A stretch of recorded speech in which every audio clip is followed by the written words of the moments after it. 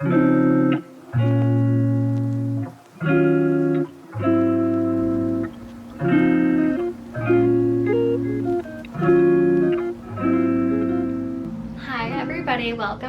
back to my channel. My name is Kelsey, for those of you who don't know. This video is not only going to be a little bit kind of like a personal TBR, also just kind of an array of suggestions for you guys for your fall TBR. I probably won't get through all of these books within the next, few months. However, I would love to. Before we jump into things, I'm gonna light a little candle. I'm actually gonna light two because why the hell not? Here we got Leaves. This is Bath & Body Works. It's a staple. Everybody loves Leaves. And then the other day at Home Goods, I picked up this one. It's called Sand and Paws. Oh, that's the brand. It's actually apple spice.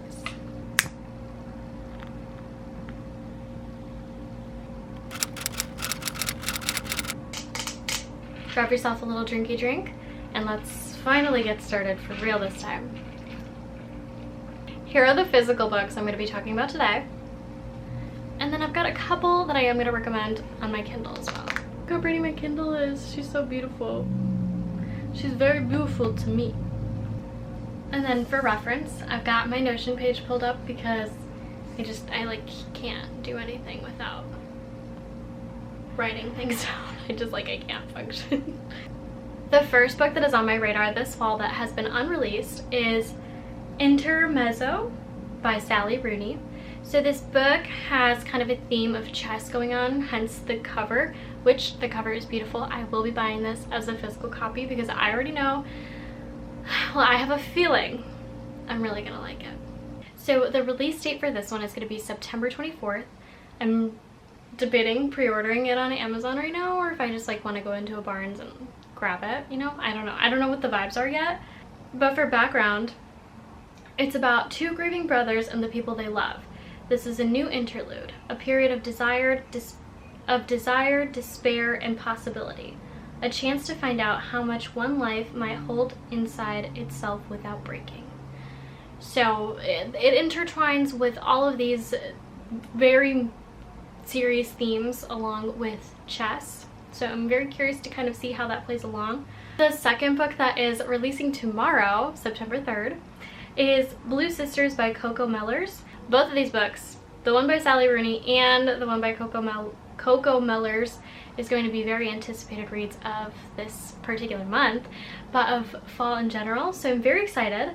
This particular book has to do with three estranged siblings returning to their family home in New York after their beloved sister's death. This unforgettable story is about grief, identity, and the complexities of family. Again, if you put two and two together, here's that theme again. For whatever reason, all these books are about death, most of them. I don't know why. I didn't mean to. Kind of weird. I only realized that they were about death as I was writing the blurbs for these. For these sit-down videos, I kind of have to do a little bit of my homework. And as you can tell, I did my homework. I didn't realize that the theme was reoccurring, so sorry about that. Now, this is a book on my physical TBR, so I'm very excited to get it kind of just checked off the list. I bought this book last year, but I bought it towards the end of fall, so by the time that I was able to read it, I wasn't in the mood for it. A. B. I had no time to read it because I was still in school last year, so when I'm in school, it's really hard for me to even read a book because I'm usually reading for other classes. I've heard nothing but really cozy, great things about this book. It is called The Unfortunate Side Effects of Heartbreak and Magic. The book particularly is by the author Breanne Randall. It is for fans of Practical Magic and Gilmore Girls. You can see why they caught me with this book. The Unfortunate Side Effects of Heartbreak and Magic is a debut novel that explores the shields we build around our hearts to retain our own magic. Sadie has always believed the curse of 4 heartbreaks that accompanies her magic would be worth the price. But when her grandmother is diagnosed with cancer with only 5 weeks to live, her first heartbreak, Jake, returns to town after a decade. Her carefully structured life begins to unravel. So again, we got that theme going on. It's gonna be in every single one of these books, so I'm just gonna stop saying here it is, because it's gonna be there in damn near all of them, but this one sounds like not only does it have depth, but it has comfort, and it talks about complexities, which honestly it's giving Gilmore Girls. I mean, there's depth and there's complexities and there's humor and there's comfort, so I'm excited.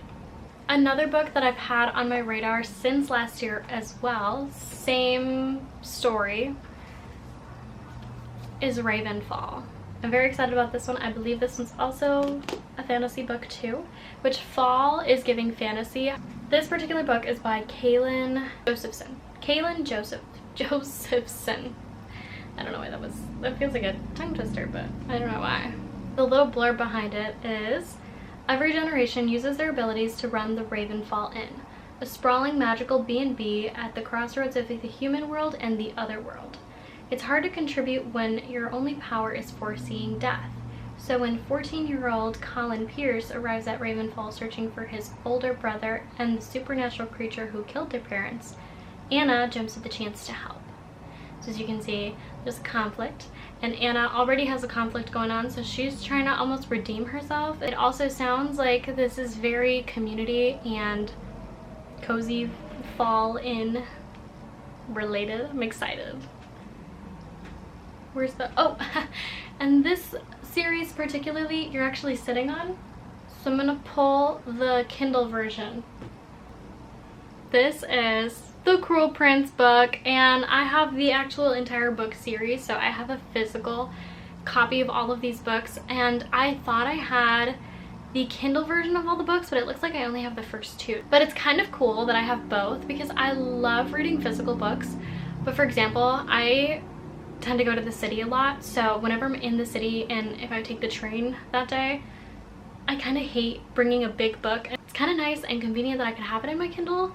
The blurb on Cruel Prince, I believe I only took the summary for the first book, which is personally all I really need. The blurb is, Jude was 7 when her parents were murdered, and she and her 2 sisters were stolen away to live in the treacherous high court of Fairy. I think that's how you say it. Also, I don't know why I'm itchy here, but if I get like red, I'm sorry. I keep like itching at my, yeah, just ignore me, please. 10 years later, Jude wants nothing more than to belong there despite her morality, but many of the Fae despise humans. So, to my understanding, because this is a fantasy, I'm getting into this. I know this one's very politics heavy in terms of fantasy books, which I'm already prepared for, okay? I'm prepared for this not to be romance heavy.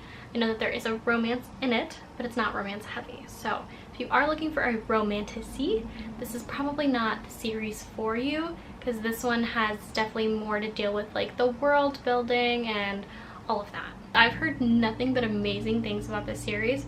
I remember Kennedy Walsh, if you know who that is, I love her. She's one of my favorite YouTubers ever. And she posted like a long time ago on her Instagram story that this series literally changed her life, and I'm excited. I hope it also changes my life. The next book I have is very, very teeny tiny, and I'm very excited. I'm so excited. Look how teeny tiny this book is. This is Breakfast at Tiffany's. This is by Truman Capote. Did I mention that the Cruel Prince series is by Holly Black? I don't think I said that. Holly Black, Cruel Prince. No. Okay. Breakfast at Tiffany's by Truman Capote. Very excited. This is a classic. Everyone knows Breakfast at Tiffany's, and if you don't, you should. It is one of my favorite movies. It's based off the book, so I've actually never read the book before, and I'm very excited. I'm gonna read you the most like generic blurb and then give you my very, you know, personal opinions on it. Okay, I did a shitty job at summarizing, so here we go. Holly Golightly is the main character in this book. She is a young woman in New York City who meets a young man who lives in New York City whose name is Paul Warjack. He moves into her apartment building, and he currently works as a prostitute who is an aspiring writer, and she is an escort looking to bag a rich man, essentially. They bond over their very similar lifestyles and eventually fall in love with each other. And you kind of go through how all of that happens, and then also a lot of feminist undertones to this. Some might debate that they're not so feminist. I ate it up either way. I don't know, it's a classic. Everyone kind of already knows what the book is about, the movie is about, you know what I mean? I don't know, it's one of my favorite movies of literally all time, and I'm so excited to read the book because I can only imagine how much amazing it could be, you know? Now, next up, we have a reread. I actually read this book last year in the summer for whatever reason. I am talking about The Secret History by Donna Tartt. Now, I know she has another book, which I debated, you know, should I reread this one? Should I just read The Goldfinch? Which is the other book that she has that actually won a Pulitzer Prize in 2014. But I heard, rumor has it that Donna Tartt actually narrates this book on Audible. And I'm like, that would be kind of cute. I'm debating it. So this one's a TBD, to be read. A TBD on my TBR. But if you haven't already read this book, definitely recommend for this season. And I also highly encourage that you check the trigger warnings for this book because this book is, again, traumatizing. And aside from my complaints, the general premise of the book: under the influence of their charismatic classics professor, a group of clever, eccentric misfits at an elite New England college discover a way of thinking and living that is a world away from humdrum existence of their contemporaries. But when they go beyond the boundaries of normal morality, they slip gradually from obsession to corruption and betrayal, and at last, inexorably, into evil. The summary in itself should scare you. You know what? It didn't scare me enough to not read the book, so, you know, whatever. Switching up the mood literally completely. Little Women. Little Women! I've never read Little Women. Can you believe that? I can't. I've had this book in my possession for years. I actually got it as a gift from my next door neighbor. She's a cutie. I didn't understand how sweet of a gift this was when I got it. I actually had never heard of Little Women. I think I was too little. If you don't know what Little Women is about, it's also another classic. The blurb that I got from GoodReads is kind of not the best summary, but I really couldn't find one that was like good enough. So here are talented tomboy and author-to-be Joe, tragically frail Beth, beautiful Meg, and romantic spoiled Amy, united in their devotion to each other and their struggles to survive in New England during the Civil War. So the Little Women in question are all siblings. So not only are they, you know, in the midst of a war, but also dealing with what it's like to be a young woman during those times. Last but not least, for physical books, I have The Good Girl's Guide to Murder. Now this one was kind of random. This one was also a gift, actually, recently. One of my coworkers, she bought one of those blind dates with a book. So she got one of those, and it was this book in particular. But funny enough, she had already had that book in her possession. And you know what? This one had been on my radar back in like high school, and I know it's young adult too, so I don't know how I feel about young adult anymore, but I'm gonna give it a go. I'm gonna see how I feel. I heard it's very detective-like. Let me read you the blurb before I get ahead of myself.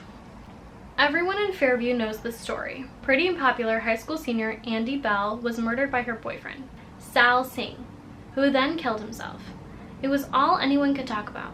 5 years later, Pip sees how the tragedy still haunts her town, but she can't shake the feeling that there was more to what happened that day. The tea. So we're excited to see what she discovers, because obviously the boyfriend probably didn't do it if, you know, there's a whole book on it, so.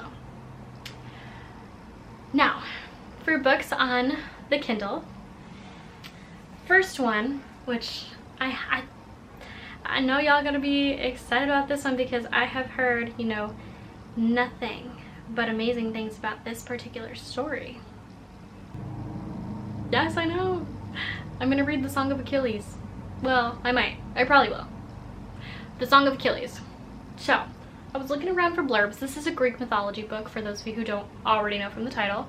I used to be obsessed with Greek mythology back in high school, so I already know I'm gonna eat this shit up. And then I read a summary by a reviewer who's apparently also an author. How cool is that? On GoodReads. So, the blurb. The Song of Achilles retells the story of Greece's greatest hero from the point of view of his best friend. I don't know how to say this. Patroclus. Stress on that second syllable. Patroclus. Period! The big twist is that Madeline Miller cast the story as a romance between Achilles and Patroclus. That's crazy! I'm really excited though. While staying true to the Greek legends, the works of Homer, Miller creatively and convincingly fills in the blanks, giving Patroclus a backstory that makes perfect sense, and tracing the friendship and eventual romance between the two young men in a way that casts a new light on the human side of the Trojan War. I'm gonna eat this shit up. I already know. And last but not least, for this video, and for the Kindle, is The Museum of Ordinary People by Mike Gayle. Now, this one is about the blurb that I have. Still reeling from sudden death of her mother, Jess is about to do the hardest thing she's ever done: empty her childhood home so it could be sold. Jess discovers an unusual archives of letters, photographs, and curious housed... I want to say that was probably a typo. Not on my end because I copied and pasted all this shit. But anyway. Housed in a warehouse and known as the Museum of Ordinary People. Irresistibly drawn, she becomes the museum's unofficial custodian, along with the warehouse's mysterious owner. So again, this has to do with grief and death and the complexities of that. The books that I have are so depressing. My bad, I didn't mean to get so sad. I might throw in a Frida McFadden book here and there, you know, because sue me, I love a Frida McFadden book. I also have another author on my radar this fall. I forgot her name already. I don't know if it's Lisa Jewell. I know she writes mysteries / thrillers, ? But there's another one, Alice Feeney. She's also on my radar, so if I don't end up picking a Frida McFadden book, it's because I'm going to pick up an Alice Feeney book. I'm sweating just a little bit, and I'm going to end this video here. So thank you so much for tuning in. I hope you guys read any one of these books because that'd be cool, and we can talk about it and we can bond over how much either it sucked or how much it changed our lives. See you guys in the next one.